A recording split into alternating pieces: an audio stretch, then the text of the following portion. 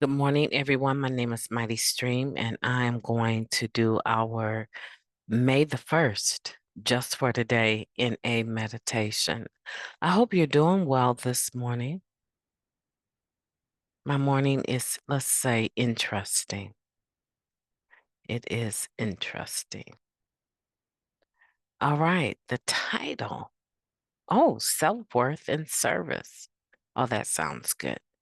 May 1st, self-worth and service. Being involved in service makes me feel worthwhile. When most of us arrived in Narcotics Anonymous, we had very little self-worth left to challenge. Many members say that they began to develop self-esteem through being of service early in their recovery. Something just short of a miracle occurs when we begin to have a positive impact on others' lives through our service efforts. Most of us don't have a lot of experience, strength, or hope to share at 30 days clean. In fact, some members will tell us in no uncertain terms that what we can do best is listen. But at 30 days, we do offer something to that addict just coming into the rooms of NA, struggling to get 24 hours clean. The very newest NA member, the one with only the desire to stop using and none of the tools, can hardly imagine anyone staying clean for a year or 2 years or 10. But he or she can relate to those people with 30 days clean, picking up a key tag with a look of pride and disbelief emblazoned on their faces. Service is something that is our unique gift, something that no one can take away from us. We give and we get. Through service, many of us start on the sometimes long road back to becoming productive members of society. Just for today, I will be grateful for the opportunity to be of service.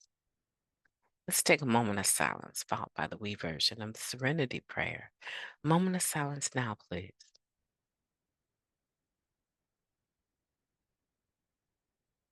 Thank you. God, grant us the serenity to accept the things that we cannot change, the courage to change the things that we can, and the wisdom to know the difference. Just for today, please and thank you. So, we're talking about being involved in service, making us feel worthwhile. I have a lot to say about that, but I am going to ask you, what do you have to say? Leave me a comment down below.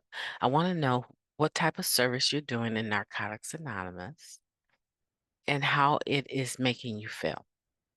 And there's plenty of space to leave comments down below. Okay. And when I see it, I probably just throw a thumbs up or a heart. And then when I have some extra time, I'll come back and specifically reply to your comments. I will definitely make it my business to do that. Okay. I appreciate this comment in the last paragraph. Through service, many of us start on the sometimes long road back to becoming productive members of society. My personal experience, I got into service relatively quickly. There was a group in my area.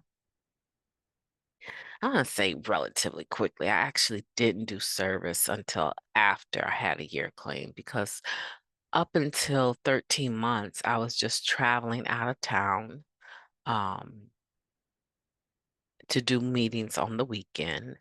And it was once a month. And I would do meetings all the way from, if I didn't get there Friday night in time for the 7 p.m. meeting, I would be there in time for the 10 a.m. on Saturday. And so I would do two meetings on Saturdays and one on Sunday. And then I would head back home. Because that's exactly what I did when I was using. I would party starting, Friday night at the 501 party, at the club rather. And I would start partying then, and then I wouldn't come home until after last call on Sunday night. And a lot of times I would come home in just the nick of time, right? Can you imagine being loaded and driving 2, 3 hours? I would get home just in a nick of time to go shower. I would always go work out. So I would get home in time to go work out and shower and get over to my job because everything was right downtown. And I would get to my job, you know, not always on time, but I would get there. And that was my routine, and so that's crazy to me that during the week I had this like rigorous workout training routine. And then Friday night through Sunday morning, Monday morning, really, I had this routine of destruction, right? Right? Rebuilding my body and then tearing it down. So ridiculous, right? But I just figured the point is I just figured that, you know, if I could do that when I was using, I can also do it while I'm clean. And so that's what I started doing, and if I wanted to go to a convention, I went to a convention. It wasn't an issue for me to get to the convention because I had a good job. So I would just go to a convention if that's what I wanted to do. I spent my weekend involved with my recovery. But there was a specific time when I started to do service work after 13 months. And it was just a day of desperation. I didn't care about staying clean. I didn't want to live. I wanted out. And I knew that I would hurt a lot of people. And I just couldn't, honestly, I just could not get past my remorse of my babies.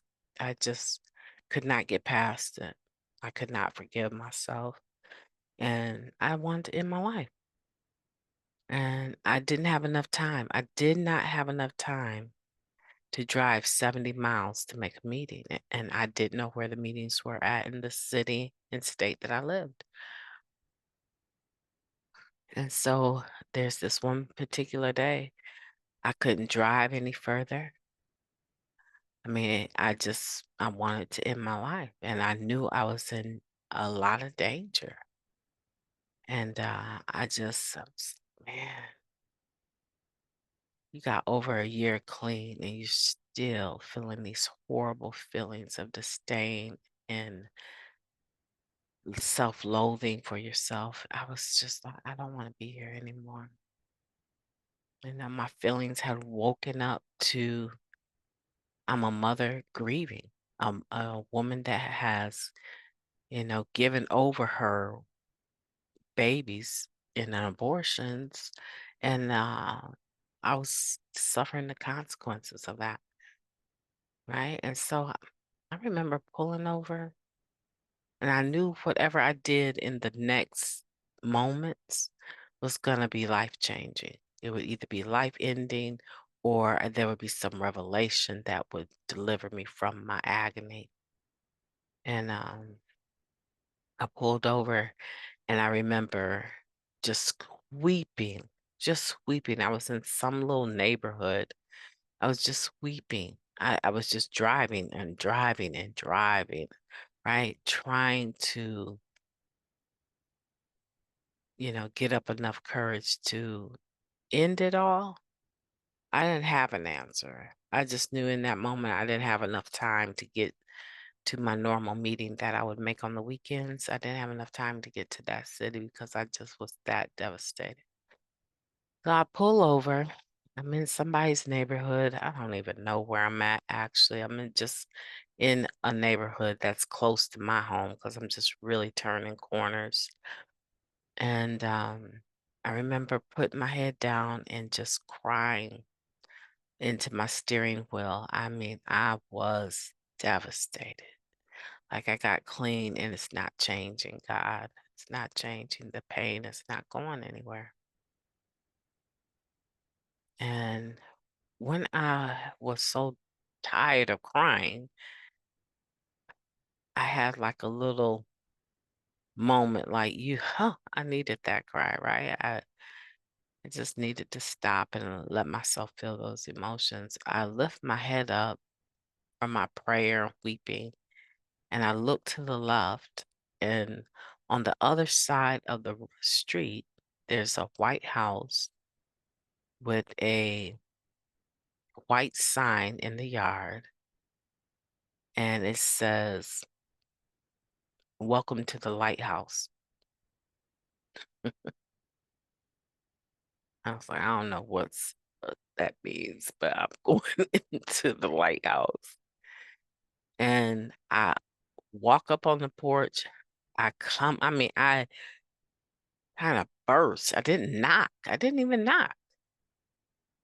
I assumed it was like a business. I didn't even knock. I just walked right into, and I said, I need help. I need help. And the lady looked at me and she said, Baby, what's going on? And I told her, I said, I need help. And I told her what was going on. I was crying. She was sweetest little short lady. And she said, there's some of those Narcotics Anonymous meetings. We have one here, but it doesn't it's only on certain days they come and do the meeting. So she's talking about H&I. And she said, but there's one in such and such city every day. Here, let me find. Oh, and she went to go find like a meeting list, and there was no meeting list.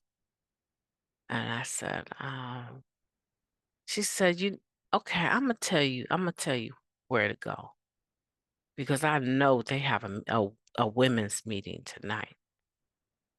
And she said, I want you to get on that one highway out here and just drive all the way till you get to this city. And you're gonna pass a Taco Bell. When you pass that Taco Bell in that city, your very next street is gonna be Main Street. Take a right. And she said, you're gonna find the YWCA. It's a women's shelter. You're gonna find the YWCA. It's gonna be about 2 blocks down. Pull over and go in there. They're gonna have a meeting. It's either starting soon or it's already started, but it'll be going on when you get there. That's the instructions she gave me. I got to that meeting, and lo and behold, I found a meeting with all women, and I was like, whew. But I also found a meeting slip, and true enough, there was a meeting there every day. And I started making, their regular meetings, and the guy that was the GSR and the treasurer and the secretary, I soon found out that he was using the self-seven tradition to help get his kids milk, give them lunch money and stuff like that. And sometimes we wouldn't have our coffee and he was like, I'll reimburse it when I get my check. And it was just like a comment and it was okay. And I started talking to some people, where I would normally make my meetings on the weekend. I started talking to some people. And it's like, huh? Oh no. We coming down that's not right.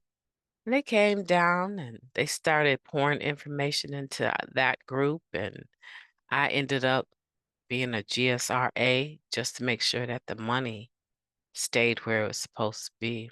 And that's how I started doing service work. I don't really know that there was any major change in my life from doing it. I just knew that at least the group was going to have what it needed because the seventh tradition was going to be accounted for. And I learned from those two old cats. They're still alive today.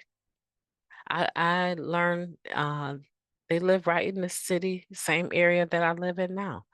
I learned from those two cats how to do service work. I learned how to give without expecting anything in return. So in that sense, my life did change. I don't remember having some nostalgia or something, pride, feeling like pride or just a joy from doing it. I felt like a vigilante. right? I felt like I was forced into it because the person that was doing it was being irresponsible. But the group benefited, and I was able to see that. It's hard for me to recollect whether or not there was any other emotion other than that, prideful feeling of being a vigilante. I didn't necessarily do the right thing for the right reasons when it came to service work initially, but eventually I got there and it did feel good. I got there specifically, I can say I started DJing for NA events in that city, and I would donate my time, my equipment. Back then we had vinyls, we were just getting into the mode of having like CDs and moving out of having tapes. So, I had a wide variety of music, different forms of media, and I just would donate my time to these events, and I enjoyed doing that.